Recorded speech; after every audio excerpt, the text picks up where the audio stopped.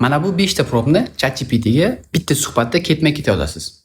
Birinchisi: men haqimda bilganlaringga asoslanib ochiqni ayt. Men atrofdagilarga qanday odam bo'lib ko'rinishga harakat qilyapman-u, aslida qanaqa odamman? Bu ikkisi orasidagi farq nimadan kelib chiqqan? Ikkinchisi: mutlaqo ochiq bo'l va menga eng chuqur ichki xavotirlarimni ayt.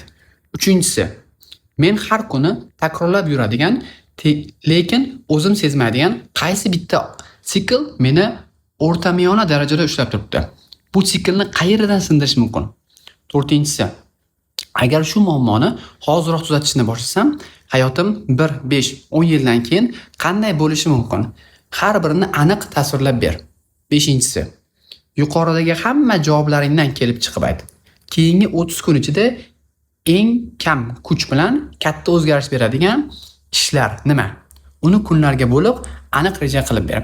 Bu videoni o'z kamchiliklarini ko'rishdan qo'rqmaydigan do'stlaringizga borib qo'ying.